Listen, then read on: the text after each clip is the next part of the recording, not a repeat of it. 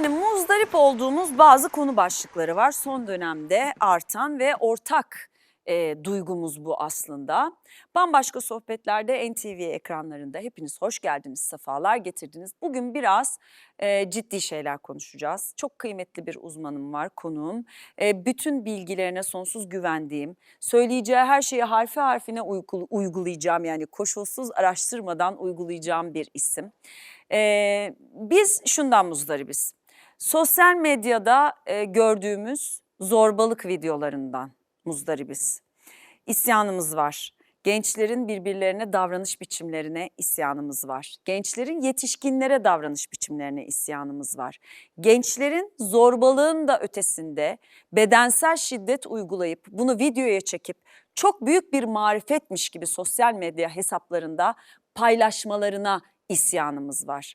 Tabii bununla ilgili yine çok sevdiğim bir uzman, sevgili Nilüfer Devecigil çok kıymetli bir paylaşım yaptı geçtiğimiz haftalarda. Dedi ki, bir odaya bir fil koyduğunuzu düşünün dedi. Bu file erişme şansınız sadece filin etrafındaki duvarlardaki delikler. Ve siz dedi herhangi bir delikten elinizi sokuyorsunuz ve filin bir yerine dokunuyorsunuz. Dokunduğunuz yerde hissettiğiniz şekilde betimliyorsunuz. İçeride ne olduğunu varsayımlarınıza dair anlatımınız dokunduğunuz yer kadar. Başka biri başka bir duvardan uzanıyor, filin kulağına dokunuyor, dokusu ve işte haliyle ilgili hissettiğini söylüyor. İşte her tarafından dokunduğunuzda farklı bir şey hissediyorsunuz. Halbuki dedim mesele dokunduğunuz yerden hissettiğiniz ve gördüğünüz değil. Odanın içinde koskocaman bir fil var ve bizim artık bunu konuşmamız gerekiyor. Dolayısıyla aslında meselelere gördüğümüz, baktığımız, duyduğumuz, konuştuğumuz yerlerden yaptığımız yorumlarda, kapladığımız alan ve bildiğimiz hayat hikayemiz doğrultusunda hepimiz çok haklıyız. Yani o suçlu, o haksız, onun yüzünden bir yol mu, bir çözüm mü emin değilim. Ama hissettiğimiz ve varsayımda bulunduğumuz her şeyde durduğumuz yerden çok haklıyız. Ama bence de bütününde dev bir fil var ve artık bunu konuşmamız gerekiyor. Biz bu filden ne kadar rahatsızız ya da sürekli bir hayvan metaforu üzerinden gitmek de istemem ama ortada büyük bir sorun var. Küçük küçük parçalara bölerek değil de bütününde ne yapmalıyızı da konuşmanın vakti geldi diye düşünüyorum. Uzmanlarla lütfen sosyal medya hesaplarında, böyle kriz anlarında ve kritik anlarda gerçekten uzmanların hesaplarını takip edin ve kendi yapacaklarınızı bile belirlerken onların size anlattıkları üzerinden bir yol belirleyin. Çünkü bence şiddeti uygulayan kişinin de görüntüsünü paylaşıp altına bir şeyler yazmak yine o kadar eşdeğer bir zorbalıkmış gibi geliyor bana bazen. Çünkü hiç kimsenin oraya nasıl geldiğini hiç kimse bilmiyor aslında. Dolayısıyla asıl mesele ne? Biz ne yapmalıyız? En başa dönelim istiyorum. Biraz akran zorbalığı konuşalım istiyorum. Üstüne basa basa bunu konuşalım. Bazen empati konuşalım. Bazen psikolojik dayanıklılık konuşalım. Ama gerçekten konuşmamız gerekenleri konuşalım istiyorum. Bir cümlenin peşinden gideceğiz. Hermann Hesse diyor ki, ya da Hesse nasıl söylemek isterseniz. Yumuşak sertten güçlüdür. Su kayadan güçlü, sevgi zorbalıktan güçlüdür. O kadar doğru bir cümle ki. Biz hep sertlikle, sesimizi yükseltince, zorbalık yapınca, şiddetli bir şekilde tepki verince işe yaradığını zannediyoruz ama o iş öyle olmuyor arkadaşlar. Bunu bir düşünmenin, bunu bir konuşmanın zamanı geldi diye düşünüyorum. Profesör Doktor Burak Doğangün konuğum. Hoş geldiniz. Hoş bulduk. Nasılsınız hocam? İyiyim. Siz de iyisiniz umarım. Çok teşekkür ederim. Çok sevindim sizi tekrar gördüğüme. Sizi çok özledim. İyi ki geldiniz. Çok teşekkür Tam ederim. da konunun üstüne bu kadar bilgili bir psikiyatristle bu konuyu konuşacak olduğum için çok mutluyum. Aslında tabii ki editörümle birlikte bazı sorular, yani editörümün hazırladığı sorular ve benim kafamda oluşanlar var. Ama her şeyden önce genel olarak gördüğümüz bu şiddet hikayelerinin bütününe, sadece son yaşanan trajik olaya değil, bütününe bir baktığınızda bir psikiyatrist olarak ve çocuklarla çok çalıştığınız için ne söylemek istersiniz tam da şu anda? İnsanın içinde olan bir şeyin kolay açığa çıkması diyebilirim aslında. Yani insani bir şey demek istemiyorum ama insanın içinde olan bir şeyin çok kolay açığa çıkar bir hal alması tehlikeli. Bu kontrolsüz güç olarak da belki yorumlanabilir. Aslında temelde baktığınızda bütün canlıların içinde yaşama dair içgüdüsel bazı refleksler diyebileceğimiz şeyler var. Agresyon da bunlardan bir tanesi ama biz ne yapıyoruz? Özellikle insanoğlu medenileşmeyle medeni toplum süreci içinde yaşamaya başladıktan sonra ne yapıyor? Aslında o içeride var olan negatif nüvenin, çekirdeğin üstüne katmanlar geliştiriyor. İnsani ve medeni bir hal almak demek aslında kontrol edebilmek demek.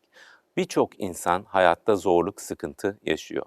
Ama her zorluk ve sıkıntı yaşayan insan içerideki o kontrolsüz, agresif gücü, az evvel siz fil metaforu verdiniz Evet. mesela. Ötekini ezerek yapmıyor. Bir yerde durabilmek. Aslında ne hoş başladı program. Yani o yumuşak olanın gücü, o sade olanın naifliği, o naif olanın derinliği giderek değer kaybetmeye başladı. Böyle olduğu zaman da çocuklar ve gençler neye model aldılar?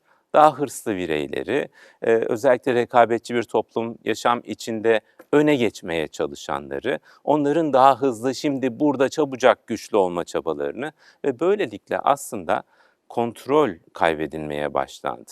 Ya da bir matürasyon, olgunlaşma kaybı demeyelim buna, bir matürasyon yani olgunlaşma gecikmesi yaşanıyor.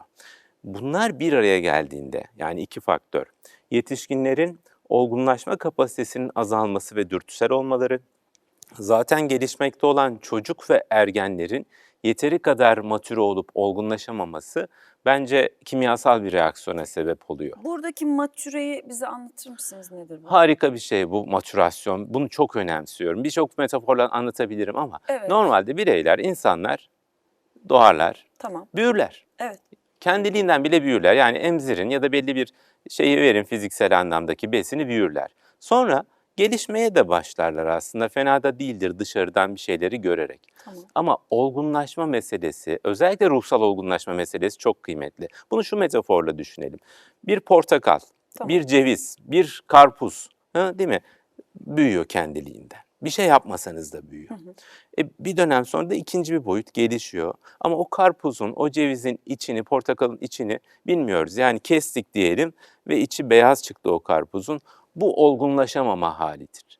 Yani matürasyon dediğimiz şey de, ruhsal matürasyon dediğimiz şey de buna denk gelir aslında. İnsan olmak, vicdan duymak, ötekiyle empati kurabilmek bu matürasyonla bağlantılı. Biz sanırım dış kabuğa çok önem vermeye başladık biz insanoğlu. Yani büyüdü mü büyüdü, gelişti mi gelişti. Ne kadar param var, kaç arkadaşım var, hangi araban var, silahın var mı? İşte bu büyüme ve gelişmeye denk gelen ama matürasyonla neredeyse ters orantılı olan bir durum. İşte bir alakası olmayan bir de. Evet, tam Yani tersine. insan olmaktan uzak sorular ya bunlar. Hiç insanlığa dair bir şey sormuyor oluyoruz. Yani yine bir kitapta okumuştum bu satırları. Biz biriyle tanıştığımızda ne iş yapıyorsun diye soruyoruz. Çünkü anlamak istiyoruz ki ayda ortalama ne kadar kazanıyor, nasıl bir kariyeri var, statüsü ne durumda, kıyafetlerine bakıyoruz. Halbuki hiçbir insan ilk tanıştığında nasılsın, mutlu musun, hayal ettiğin hayatı yaşıyor musun gibi sorular sormuyor. Evet, evet. Yani ötekinin iç dünyası bu kadar merak uyandırmıyor. Dış dünyası daha fazla merak uyandırıyor.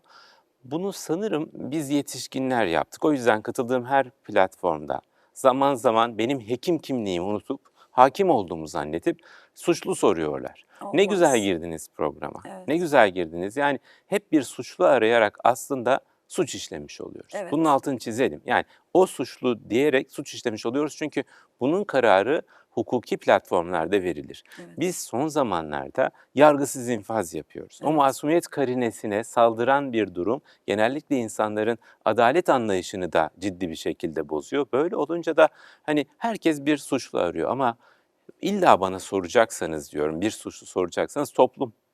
Hepimiz suçluyuz. Ve bu bir kümülatif durum maalesef.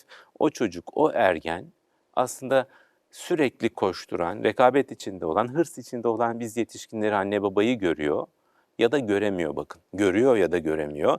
Hem bir taraftan kısa zaman diliminde rol model olarak o anne babayı alıyor. Bir de bugünkü bu kadar çok koşturmanın içinde olduğu modern toplumda anne babalar da gerçekten fiziksel anlamda, zamansal anlamda çocuklarıyla paylaşımı, ortak noktası giderek azaldı. Çok azaldı. Ben bütün hikayelerde bu akran zorbalığıyla ilgili, bu şiddetle ilgili rastladığım bütün videolarda aynı şeyi görüyorum. Bir anne olarak izlediğimde diyorum ki şiddet uygularken bile görülmek istiyor. Videoya çekiyor ve paylaşıyor. Görün ben neleri başarıyorum diye bakıyor meseleye. Ben neleri değiştirip dönüştürebiliyorum diye bakıyor. Hep bir görülme ve duyulma ihtiyacı. Evet. Ve hep hikayede okuyoruz süreçlerde sonra. Maalesef bu çocuklar aslında çok baştan sinyaller vermişler ailelerine. Görülmediklerini, duyulmadıklarını, toplum içinde kendine yer bulamadıklarını ve sevilmeye ne kadar ihtiyaçları olduğunu aslında o olaya gelene kadar bas bas bağırmışlar. O noktada tabii ki anneyi babayı suçlamak değil niyetim ama hepimiz için geçerli bir şey olduğunu düşünüyorum. Nerede kaybediyoruz birbirimizi duymayı? Evet. Ve öyle bir şey olmaya başladı ki artık zaten duyulmayan, duyulmadığını hisseden çocuklar da artık annesini babasını duymuyor bir yerden sonra. Sen beni duymuyorsan diyor, ben de seni duymuyorum diyor. Ya da öyle bir nesil geliyor ki benim dediğim olacak ya diyor, istiyorsan yapma diyor. Nasıl? Benim dediğim olacak, yapmıyorsan da benim dediğim olacak diyor. Şimdi burada şey de gitti sanki, anne baba. Kavramları. Değil mi? Orada da bir kafamız karıştı Bir bizim. bilimsel psikanalitik toplantıda birkaç yıl önce, biz bunları aslında şöyle söyleyeyim, ben de katıldığım konferanslarda, daha önceki eğitimlerde değindim, söyledik, konuştuk, geliyordu gelmekte olan aslında. Değil mi? Birkaç yıl önceki bir bilimsel toplantı, yine psikanalitik zeminli bir toplantıda şöyle bir şey konuştuk. Biz Ödipus'tan Narkisus'a döndük diye. Yani o anne baba çocuk üçgeninden ekranın sürekli karşıdaki kişiyi, bebeği, çocuğu hipnotize ettiği bir tekil aslında. Çoğul gibi görünen ama tekil duruma, yalnızlığa, çoğul gibi görünüyor. Milyonlarca insan var karşısında ama çok yalnız bir ortama dönüştü. Ve bu hani bir şey var ya, dizi var ya çok popüler, işte Siyah Ayna. Ya İnsan oraya baka baka büyürse, demin o anlatmaya çalıştığım bakın olgunluk, beyin içinde geçerli. Orada da bir ceviz var. Tatlı güzel böyle bir lipoproteinlerden oluşan bir ceviz var. Beyin, merkezi sinir sistemi. Olgunlaşmıyor ya da yanlış olgunlaşıyor. Çürüyor. Son bilimsel çalışmalar bunu gösteriyor. Küçük yaşta ekran karşısında kalan çocuklar nörodejeneratif hastalığı olan o demansif yaşlılar var ya, onlara çok benzer beyin sinyalleri veriyorlar. Çünkü beyin gelişmiyor. Gelişmiyor. Aynı yerde böyle o nasıl Yıkılıyor arabanın hatta. lastiği çamurda döner döner siz hani bir şey oluyor zannedersiniz ama aslında araba hiç gitmez. Onun gibi bir şey oluyor. Beyinde nöroplastisite gelişmiyor çünkü yeni bir bilgi almıyor. Sürekli bir yere hipnoz gibi kalıyor ve öyle büyüyor ve beyin gelişmiyor, duygular gelişmiyor, kendini duymak diye bir şey olmuyor, etrafını duymak hiç olmuyor. Daha yemek yerken önüne ekran koyuyoruz çocuğun. O zaman yediğinden ne anlasın?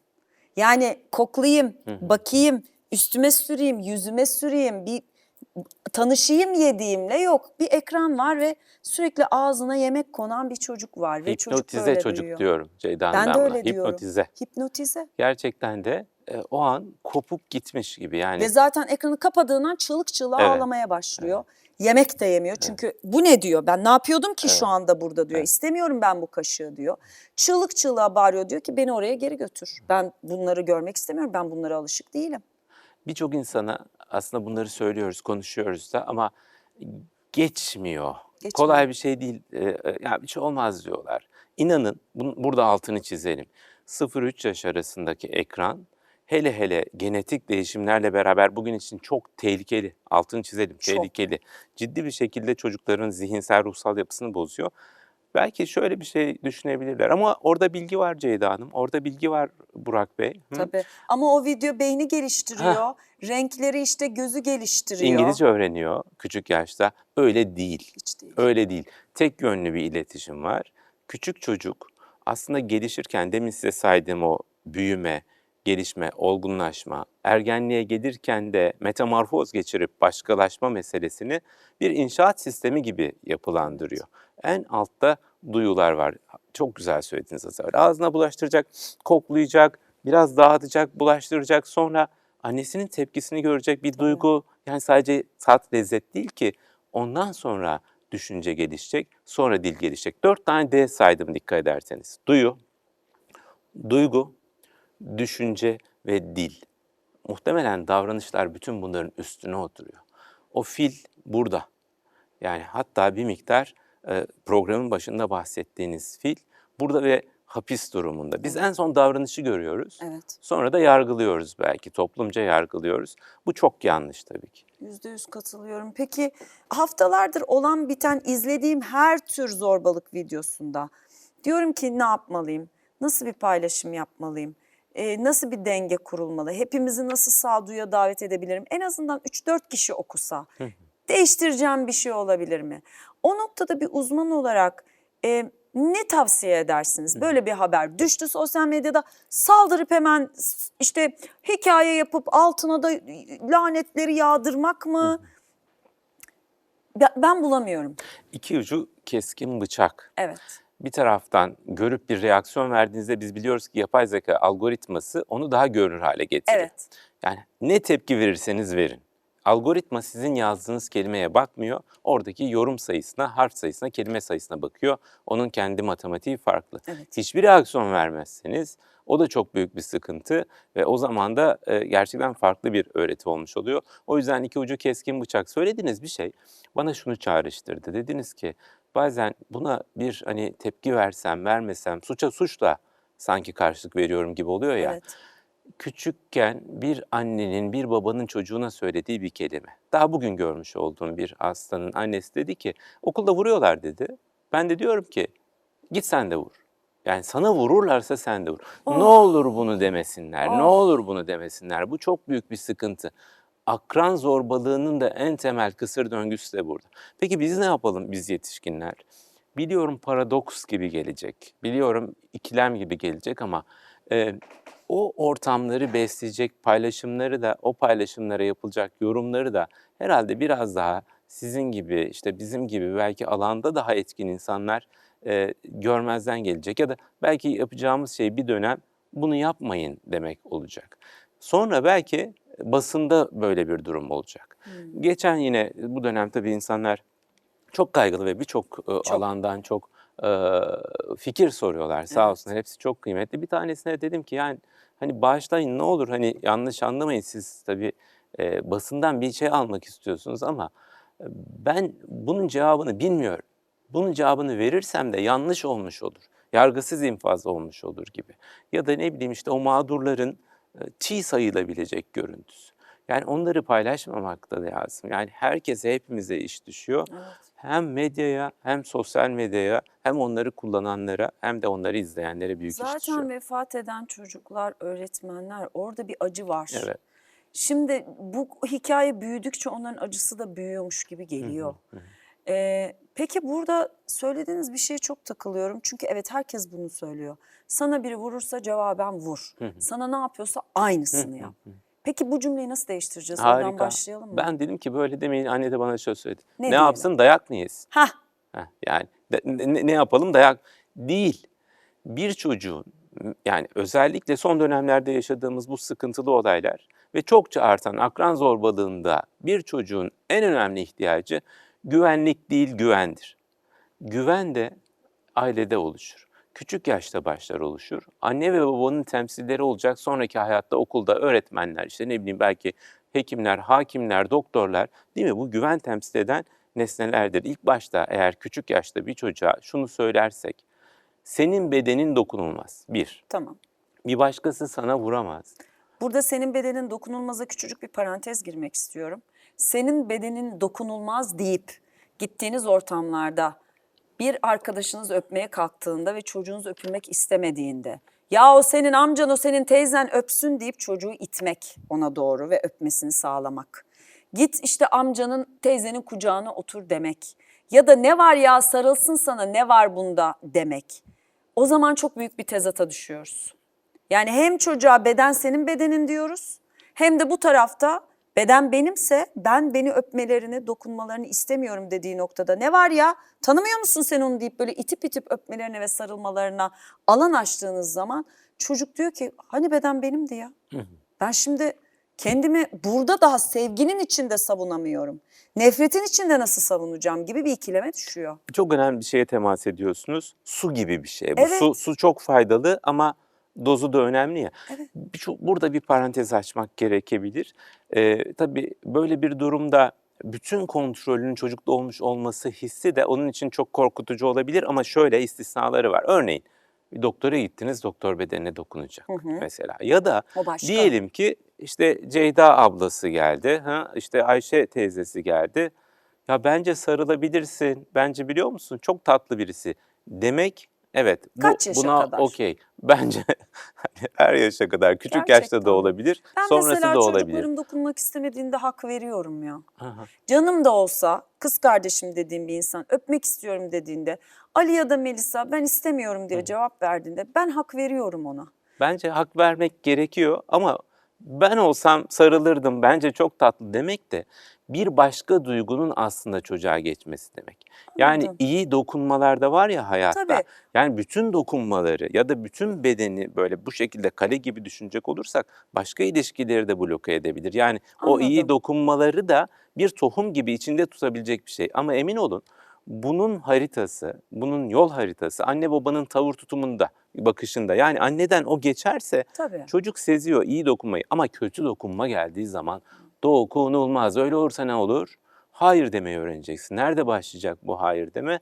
Önce belki hayır teşekkürler diyeceksin. Sonra devam ediyorsa hayır diye bağıracaksın. Devam ediyorsa 5 kez hayırı tekrarlayacaksın. Devam ediyorsa Çığlık hemen atacaksın. hemen öğretmeninin yanına gideceksin. Hemen yetişkinin yanına gideceksin. Hiçbir şey yoksa oradan uzaklaşacaksın. Birçok çocuk ışık görmüş tavşan gibi böyle bir durumda kala kalıyor. Sebebi ne biliyor musunuz? Aslında demin sizin söylediğinize çok benzer bir mekanizma. Eğer ben hayır dersem Ceyda ablaya, hayır dersem Burak abiye sevilmeyeceğim. Evet. Annem babam bana kızacak, etiketleneceğim, yanlış olmuş olacak Bana ya da inanmayacaklar. evet inanmayacaklar ya da arkadaşlarım beni ispiyoncu olarak Dışlayacaklar. dışlanacağım. Aslında demin sizin söylediğiniz yerle ne kadar paralel görüyor musunuz? Görülme, şefkat, ilgi ihtiyacı. Eğer buna dair bir iç tohum oluşursa, oturtulursa yani güven dediğim nokta burası. Çocukluktan itibaren o ailenin içinde böyle bir iç nüve oluşturulursa zaten çocuk o muhtaç olduğu kudreti orada buluyor. Evet. Sonradan onu kullanıyor, hayır da diyebiliyor. Yoksa herkesin başına sorun gelecek. Örnek arkadaş %100. çatışması. Olmadı mı? Her %100. insan yaşadı. Tabii. Ama akran zorbalığına dönüştü. Neden biliyor musunuz? Çünkü çocukların vicdan, pişmanlık, utanç gibi duygu kavramları minimize oldu, azaldı. Demin bahsettiğim matürasyon bu. Ruhsal olgunlaşma bu. Beynin üst tabakasının yaptığı aslında görev bu. Bu eridiği için çokça alttaki içgüdüler, dürtüler açığa çıkmaya başladı. Bir volkanın patlaması gibi. O kadar böyle derin nefesler alıyorum ki bunları konuştuğumuzda. Çünkü şöyle bir yere de gidiyor yani. Biraz önce programın en başında dediniz ya naiflik, işte sessiz kalmak, sükunet.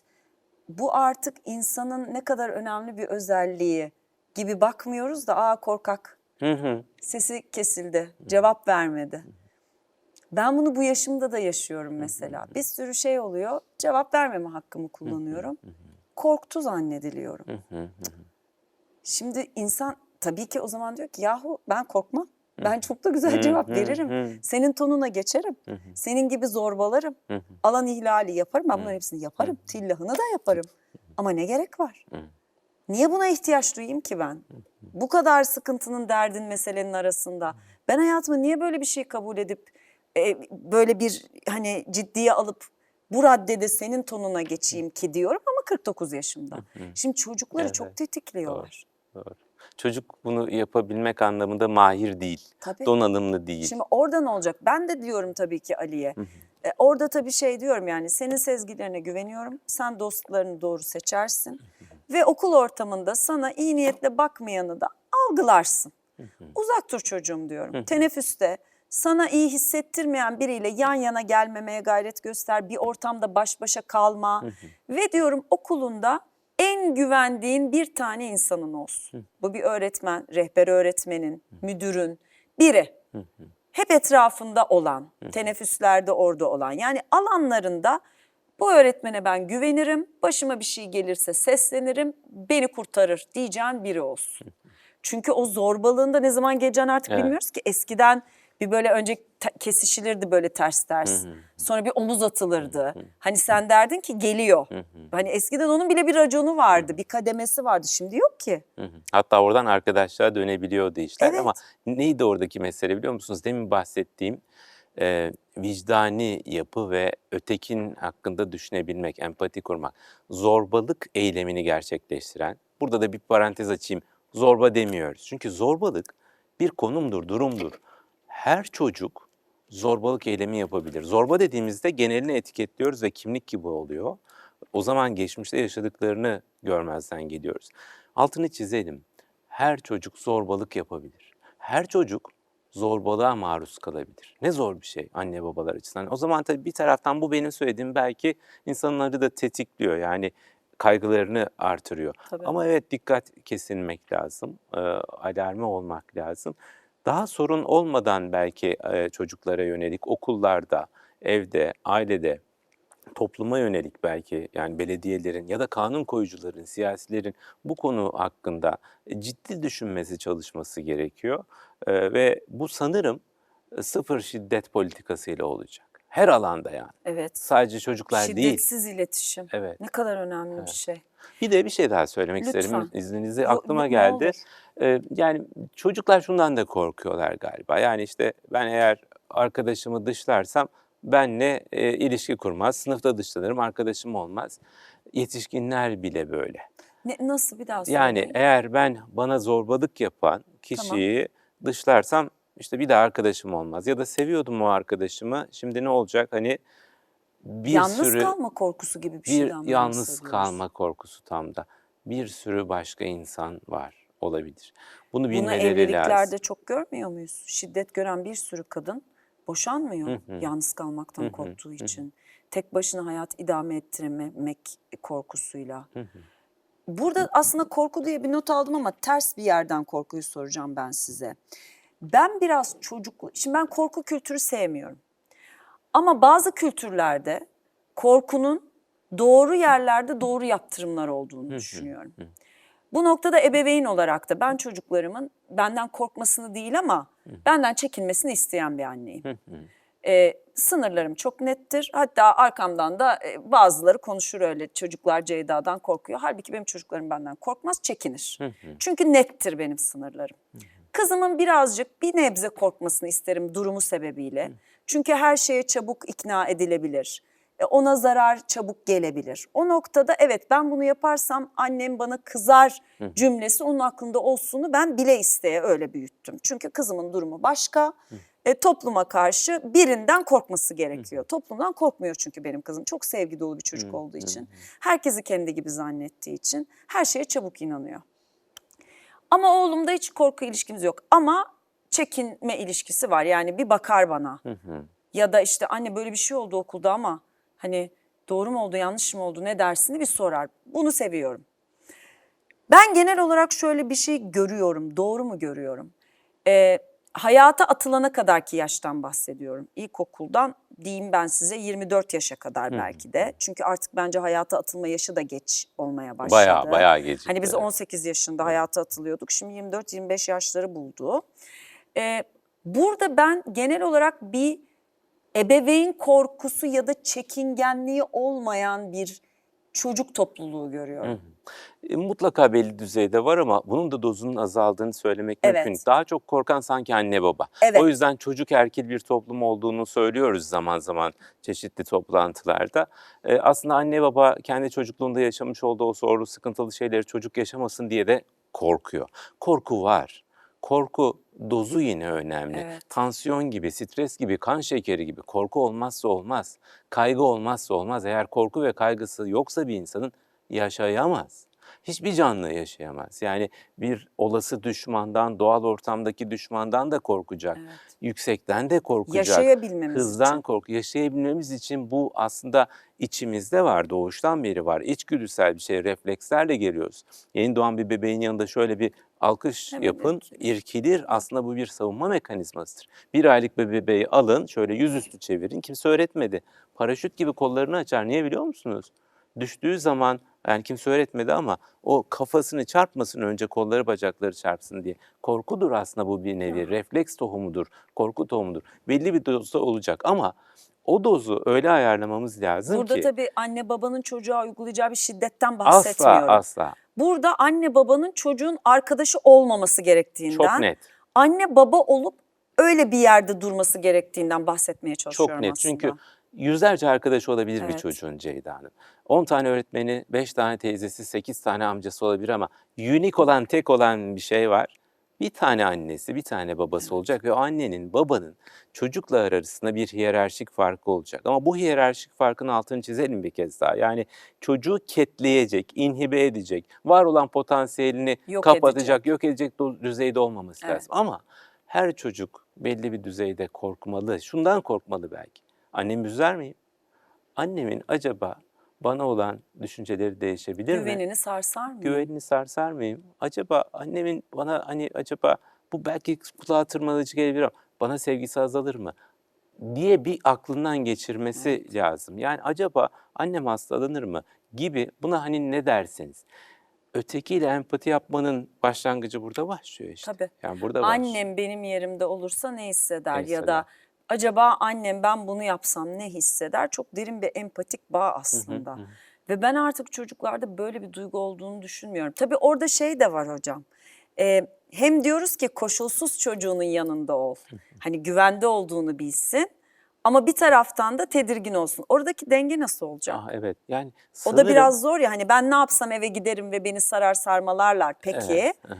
Ama bir yandan da ben bunu yaparsam da burada bir şeyler olabilir. Bu denge nasıl korunacak? Sanırım psikoloji kuramlarının hemen hepsi ortak gelip bir yerde kesişiyor. Hiçbir eylemin, hiçbir duygunun koşulsuz olabilmesi mümkün değil. Yani Yani ben buradayım, işte sizle sohbet etmekten keyif alıyorum. Siz buradasınız, işte beni davet ettiniz, işte belki tırnak keyif içinde alıyorum. bilgime güveniyorsunuz, Çok. keyif alıyorsunuz. Birçok şey var. Ben bu kişinin çocuğuyum çünkü beni seviyor. Ben onu seviyorum çünkü beni care ediyor. Kazırsanız en altruistik, en yani iyilik yapıcı davranışların bile arkasında böyle bir durum var. Koşul olabilir. Koşulun da burada tınısı önemli. Koşulun da burada amacı önemli. Yani çocuğu benim yapamadıklarımı yaptırdığım bir küçük işçi gibi değil, kendi çocuğum olsa da. Evet, onun ayrı bir birey olduğunu fark etmek ama daha ötesi benim onu korumakla sorumlu olan bir yetişkin olduğumu da ona hissettirmek. Bir kez daha söyleyeyim. Evet. Benim onu, en sevdiğim o canlıyı, çocuğu korumakla da sorumlu olan bir bireyim aslında. O yüzden belli bir sınır koymak, koşul bu. Yani koşul sınıra götürüyor bizi. Sınır olması lazım. Sınırdan kastettiğimiz özgürlüğünü kapatalım değil ama çocuğun anne babayla arasında hiyerarşik farkın olduğunu hissetmesi, bilmesi lazım. Buna adına ne derseniz deyin, biraz tedirginlik deyin, biraz korku deyin. Bu şunu sağlıyor. Bir dakika, benden büyük ve güvenilir nesneler var, annem ve babam. Beni Ya da korumakla yükümlü. beni korurlar da. Sıkıntı olduğu zaman giderim, birlikte çözeriz. Yaslanabileceğim bir şey. 2, ben onlar kadar güçlü değilim. Şimdi ve burada her şeyi halledemem. Yani araba kullanamam mesela. Cep telefonum bilmem ne model olamaz mesela. Annemin bileziklerini belki annemin yaşına geldiğim zaman takarım. İşte bir silah kullanamam mesela gibi. Yani ne oluyor orada? Aslında kanun giriyor devreye. Tabii. Üst mekanizma. Kurallar giriyor. Bir önemli şey daha giriyor. Bir kavram daha aslında farkına varılmadan öğrenilmiyor. Zaman kavramı. Bekleyebilmek. Öteki türlü Büyümeyi beklemek değil mi? büyümeyi beklemek, olgunlaşmayı beklemek. Öteki türlü şimdi ve burada. İstediğim şey hemen burada olacak diyor çocuk. Bekleyemiyor. İşte bunun bir başka adı dürtüsellik. Frene basamama. Evet. Teşekkür ediyorum bütün bilgiler için. Ben de.